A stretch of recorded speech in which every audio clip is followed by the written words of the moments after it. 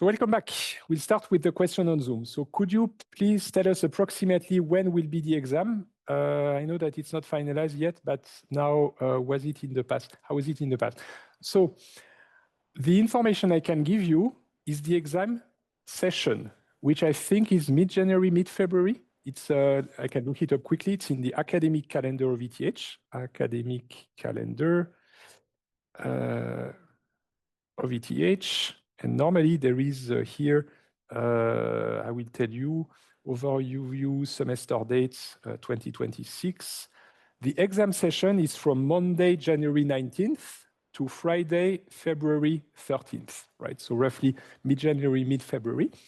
Now, of course, I imagine that the question you're asking is, do we know a bit when in the examination period it's going to be based on the past?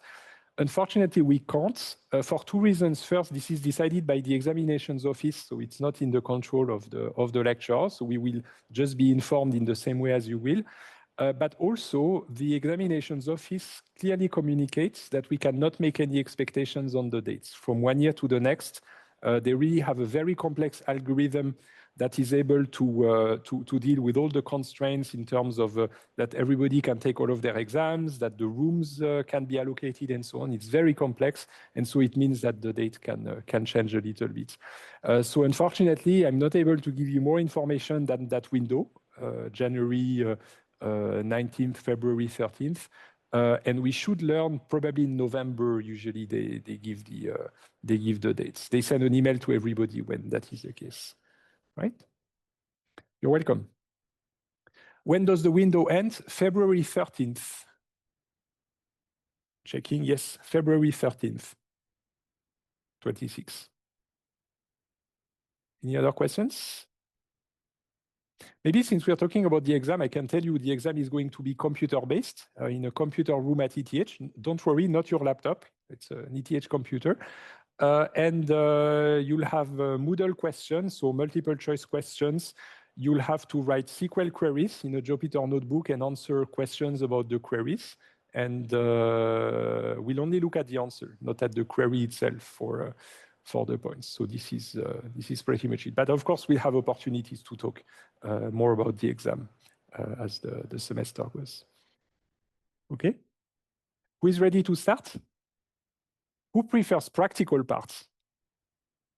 Who prefers theoretical parts? Less people, right? Practical part. But I have good news for you because this is a practical part again. But we are going to apply the theory that we've just seen before. But you will see it's so much easier to just sit in front of your notebook and enter your queries and see the tables be produced in real time.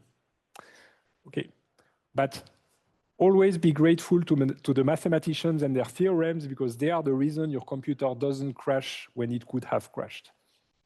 All right, but it doesn't always work because of Gödel's theorem. Your computer might still crash, right? You cannot do everything. But anyway, where are we? So I showed you the data definition language and how in SQL you can create tables, delete tables, rename attributes, and so on. That's functionality at the level of a relational table, right? Who remembers how to do all of this in SQL? Many of you, right? Create table, alter table, drop table. These are all the secrets that I've shown you 2 weeks ago. You can add columns, you can remove columns, you can rename columns. All right, so that we've seen practically in SQL in your notebooks. Who already used Jupyter notebooks and did that? Right, you're highly encouraged to do that. There is nothing better than practice to learn these things. To do it. And then you will see it becomes natural. So now, data manipulation means that we manipulate records. Well, in fact, we've already seen a bit of data manipulation because the insert into that I've shown you 2 weeks ago, that's technically data manipulation, right? But there was nothing fancy about it. It was just inserting tuples. Okay. So inserting records, I've shown you, deleting records, I've shown you, updating records, I've shown you. Who remembers that? It's insert into, delete from, update, and so on. And querying records, now that's the big thing that we are going to be doing today. That's the focus, the implementation of the relational algebra that I have just shown to you before. So these are all the things we can do, and now you've known you know the formula: set queries, union, intersection, subtraction of tables. We can select tables, project table, that's pi and sigma. We can rename tables and columns, that's rho, the Greek letter. We can group, that's gamma. Sorting, I just briefly told you that you can sort, but it's so much fun to do it in SQL rather than in theory, so I didn't give you any Greek letter for sorting.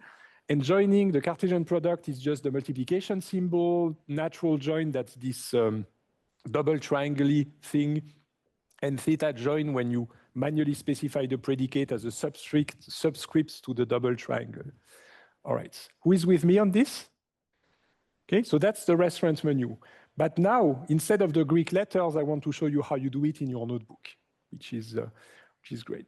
So SQL, remember, is a declarative language. That is the reason why, thanks to the mathematical theorems, your computer will not always crash. Right? This is the reason. It's declarative, and PostgreSQL or the software you're using can absolutely rewrite and change what you did in the background without you knowing, as long as it doesn't change the correctness of the results. That's what a declarative language is, right? Set-based means that you can manipulate thousands, millions, billions, and even in big data, trillions or quadrillions of records with just a few lines of code. That's called a set-based language in that sense.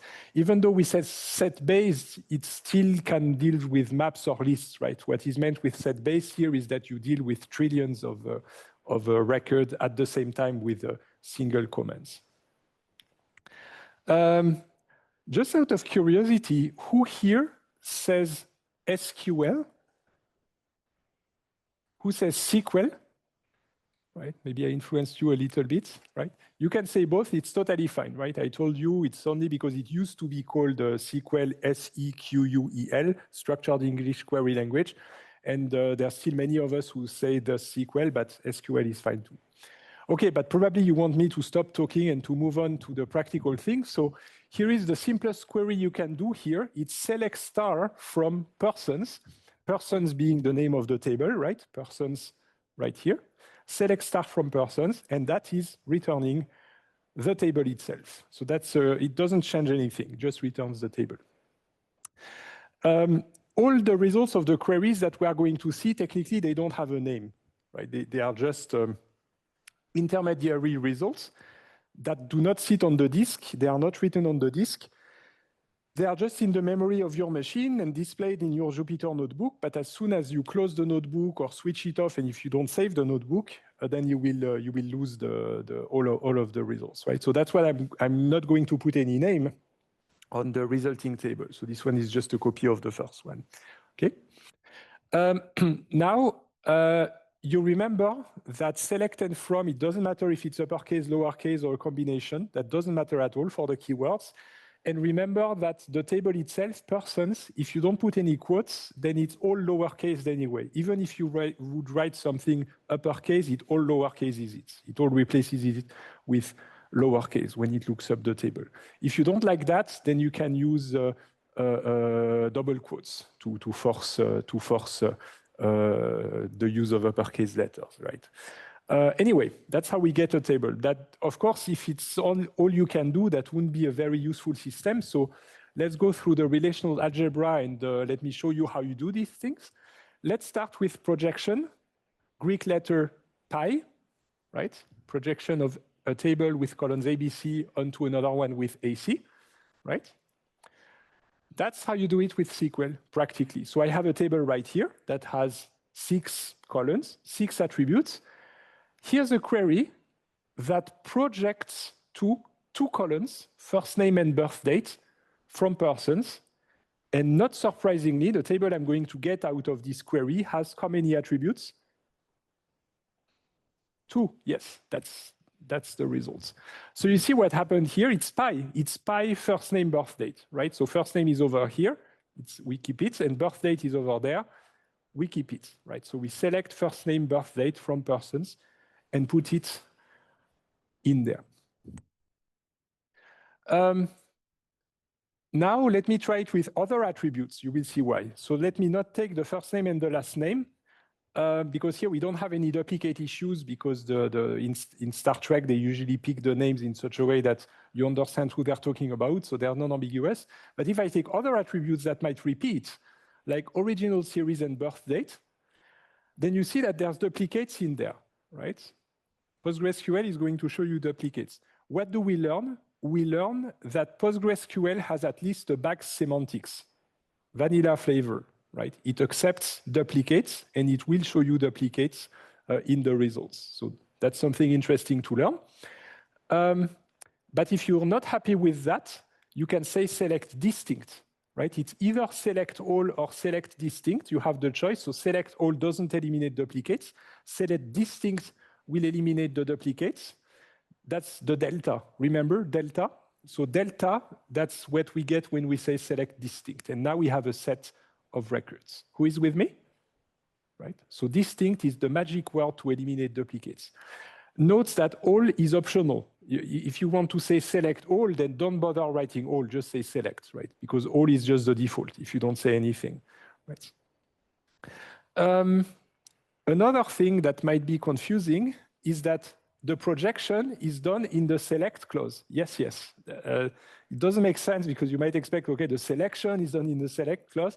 This is only because of the way they wanted to make it sound in English, right? But it's really the projection where we write them after the select keywords. Okay. So without or with duplicate elimination. Who is with me? Okay, very good. And you should try it in your, who is actually trying it live in their notebooks right now? Awesome. You should be doing that. Perfect. Okay. Now, what if I don't want to eliminate the duplicates everywhere, or maybe I want to be more picky about how I eliminate duplicates?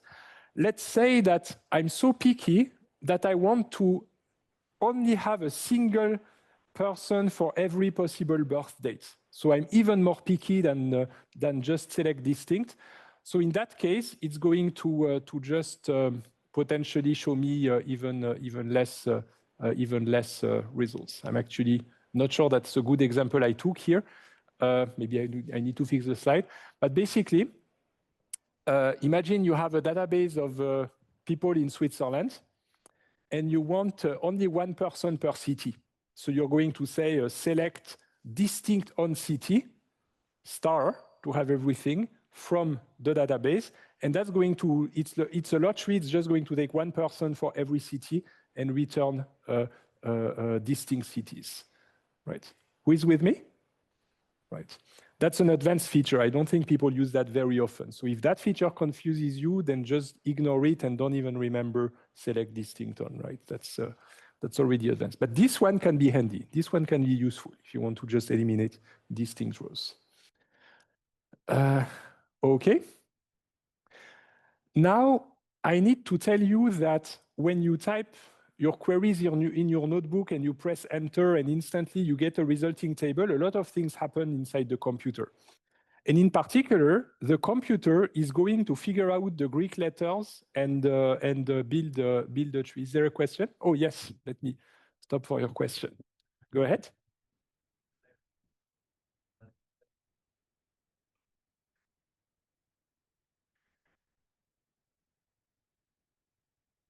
So do you mean this one or this one?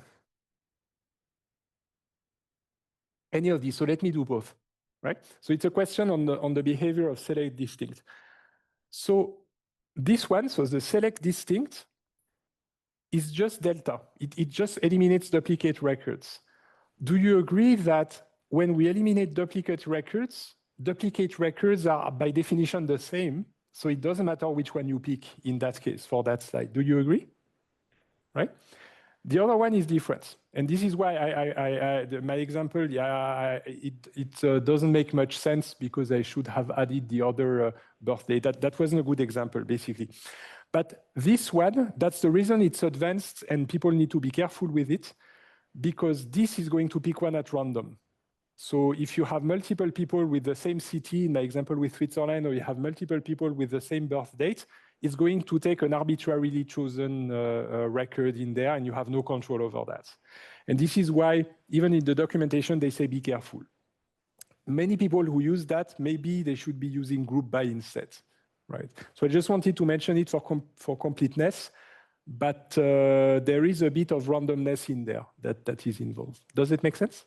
Right? Okay. Okay, but not in there. This one, there's no randomness because the duplicates would be exactly the same anyway. Okay? Yes, the Greek letters. So the computer, when you write a query and it returns results, what it's actually doing is that it's reading your query, it's transforming it to something called a query plan. A query plan, if I put it simply, is basically a formula with the Greek letters in the relational algebra, right? It converts your SQL query to a formula with pi, sigma, rho, and so on and so on. It turns out that mathematical formulas can actually be represented as trees. This is something computer scientists love to do, to take formulas and show them as trees. And in that case, it's a very small tree that just has a pi in there, right? So you will see more complex ones, but it's called a query plan. So a query plan is a formalization of your query that explains how in the relational algebra you make the computations for your query.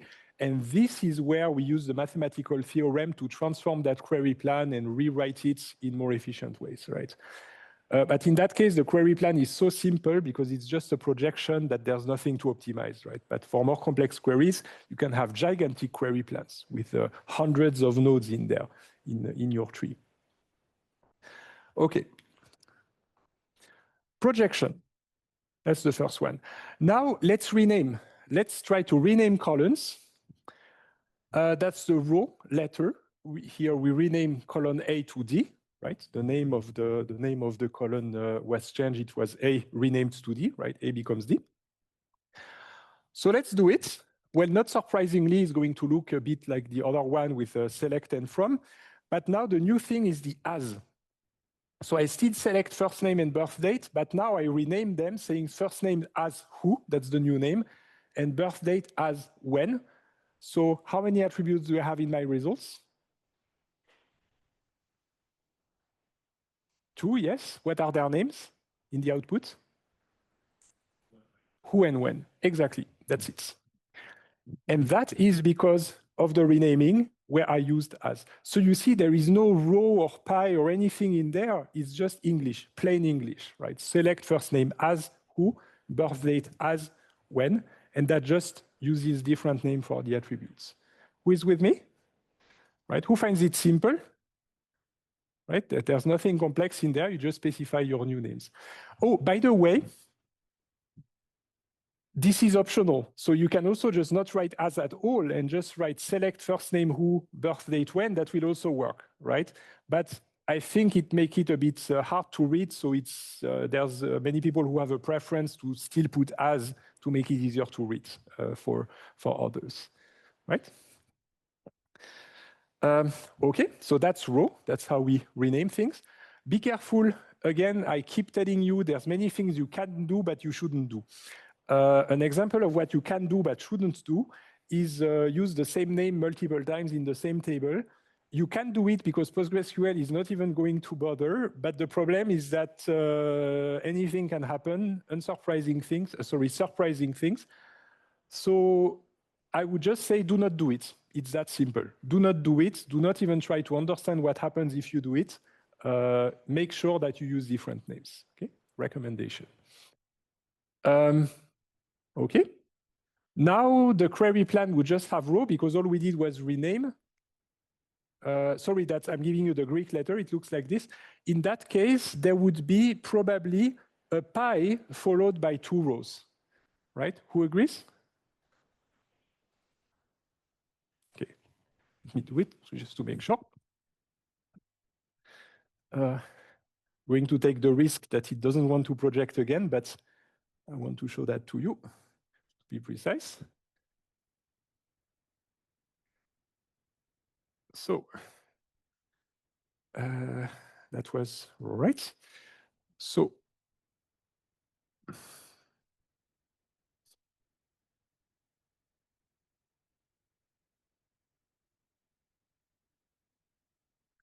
have row.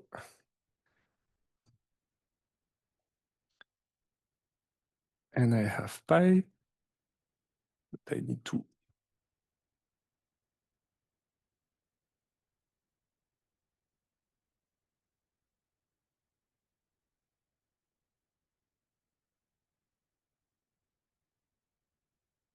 I'm almost there. Just want to make sure that the query plan I give you actually makes sense. And I'm projecting again. This is the part where somehow it hangs every other time, so I need to try it. I need to try it different times. But it's good because it slows me down a little bit, and it's not a bad thing to slow me down a bit.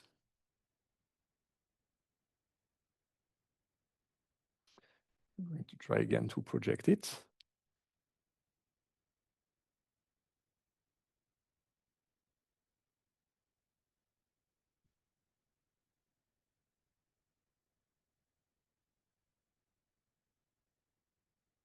So project.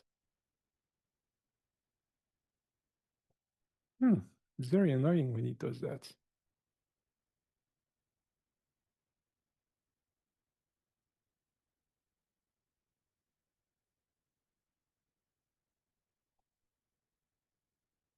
Ah, now it works, and there you go.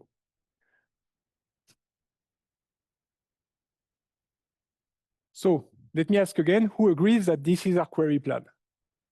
Right? Goes all the way up. You start projecting onto first name and birth date, and then you rename with row. Who agrees? Oh, now I see raised hands. Awesome, perfect. So this would be the query plan that we get with, this query, right? You project on first name, birth date, pi, and then you rename to who and when, so that's row. You can do twice with a single row. Okay. Now let's go to which is the Greek letter now here? Selection, what Greek letter is this? Sigma, exactly. So that is sigma. Sigma takes a predicate, and we just pick the records that satisfy the predicate. This is how it's done with SQL. This is done with where.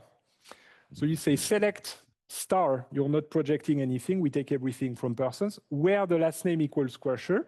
This is right there. So we select this one, and we get a subset of the original table. Who agrees with this? Right? That is the where clause. So now you know 3 clauses. Select from where. Select from where. Okay. Now, a bit of terminology. This is called a query. These are called clauses. Select clause, from clause, where clause. In the where clause, this is called a predicate. Right? And then a predicate is actually an expression with more expressions inside, right? So these are 2 expressions. By the way, you can also have expressions in the select clause, right? So these are called expressions, value expressions to be more precise. So value expressions are just mathematical formulas that manipulate single values. Okay, who is with me? Right? So query, clause, predicate, and expressions. The predicate is also an expression, by the way. It's just that inside the predicate, you have more expressions. It's like when I said a table in a table in a table, a dream in a dream in a dream. We can have an expression in an expression in an expression in an expression, right? That's the spirit of the language. So what kind of expressions do we have? So of course, you can put something in parentheses to override precedence. You have or, which is in the where clause. You want, if this is true or that is true. You have and, if this is true and that is true. You have not, if something is not true, so you negate the predicate. Then you can also have comparisons, right? If that value is greater than that other value, if that value is equal to that other value, if that value is lower than this other value. I just have to warn you that you remember that in a table, we might have nulls, right? We break relational integrity, and some values might be missing. And so when you have a predicate that uses or, and, not, and all these things, then it also must work on nulls. And so the way that it's done is basically called 3-valued logic. it basically means that in the case that it's true or false, that's easy. That's the regular logic that you see here. True or true is true. True or false is true. False or true is true. And false or false is false. Right? Who is comfortable with logic? First order logic? Who is not comfortable with first order logic? Okay, I'm assuming that's okay. So read it. It's basically common sense. If you don't know the value in here and use or with true, then it's true. Let me give you an example. We are in 2025 or, and then comes a loud noise that you can't hear what I'm going to say next. Is what I said true? Even if you didn't hear the second part. Yes, it is, right? Because it doesn't matter if the second part that you didn't hear because of the noise was true or not, because I said we are in 2025 or something. So it's going to be true anyway. Who agrees with this? Right? That's exactly the spirit here. So that's what I'm telling you. True or unknown is true. That's the example I gave, right? True or unknown is true. Unknown or true is true. Unknown or false is unknown. If I tell you we are in 2026 or, and then a loud noise, then you can't tell me if I lied or not, right? Because that depends on the second thing that I was going to say, because the first part was incorrect. Who agrees? Right? So this is why we say that false or unknown is unknown, right? That's exactly this game of not knowing everything, and then you still have to decide if it's true, if it's false, or if you don't know. So you can do the same with and. If I say we are in 26 and then a loud noise, then you know it's false, right? But if I say we are in 25 and the loud noise, then you don't know, right? Because that depends on what comes next. And then we have not true is false, not false is true, and not unknown is unknown. For whom does that make sense, right? That's a big thing. It's known as three-valued logic, and you wouldn't imagine all the researchers that investigate these things. When you add just that third value, unknown, and then derive the logic of that. Okay. Now, SQL has plenty of ways to testing if something is true, if something is false, or if something is unknown, and that's how you do it. So if this is unknown, then unknown is true, we'll say false, because unknown is not the same as true. Unknown is not true, that would be true, and so on and so on. You see the spirit, right? So that is SQL. That you can write in SQL, and you can test if something is true, false, unknown, and so on, okay? Now, what do you put inside of the and, or, and not? Then you can put comparisons, for example. So you can say, is it equal, is it different, is it greater than or equal, is it smaller than or equal, is it strictly greater, strictly lower? And to answer a question of last week, yes, you can use exclamation mark equals instead of this. However, that is the standard SQL. This is only PostgreSQL that also allows you to do this. Right? So that's the answer to the question. I sent also an email. Who is with me? Right? Comparison, that should be easy, right? Comparing things. Be careful with null. You basically, whenever you use null, then you don't know. Is null equal to foobar? Where you don't know. Is null different from that date? You don't know. If null is null greater than 4, we don't know, right? So this is how you get unknown in the logical formulas, right? Null equals nulls, null equals null, we don't know, right? Because that depends what there is in there. So you have to be very careful and mindful that whenever you have predicates, null is behaving differently and generating this unknown. You can also test for it. So if you say, is that a null? Is null, that's SQL syntax, right? Do not do equals null, right? That's a mistake that some people can make. They want to know if a value is null and they write equals null. That is not going to work.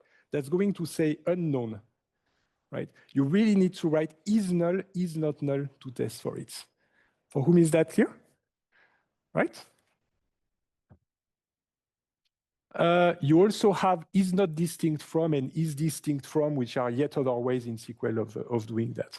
Then you have arithmetics, plus, minus, multiplication. You know that for computers, multiplication is an asterisk sign. It's not the cross. It's not an X, right? So you need to use the asterisk. Division is a slash. You can do modulo with a percent. Who knows what modulos are? Right? It's the remainders of Euclidean division. And you have exponentiation. Then you have more fancy ones.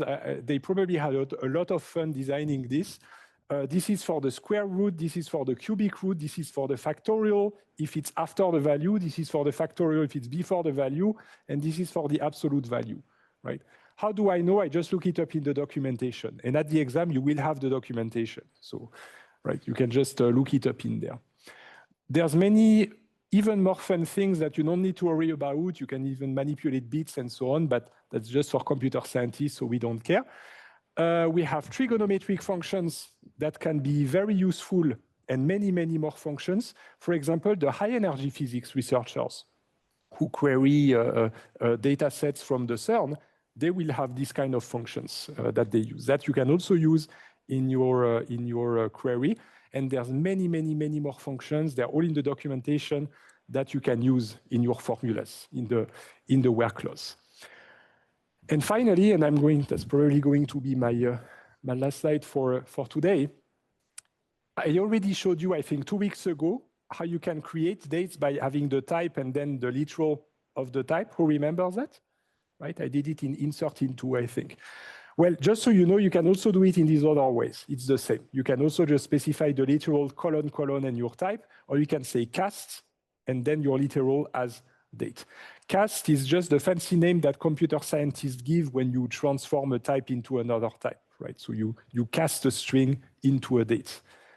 All right, so I'm done for today. We are going to take it from there next time, because yeah, that's all for today. So I just give you the restaurant menu for the work clause, the logic, the arithmetics, the comparison, and so on, the functions, and the type system. So thank you very much. Hope I didn't scare you too much with that much theory and that tall restaurant menus. Enjoy the exercises this week. And again, if you have any questions, I'm here, we are here, send us emails and write on the Moodle forum. Thank you very much. See you next week.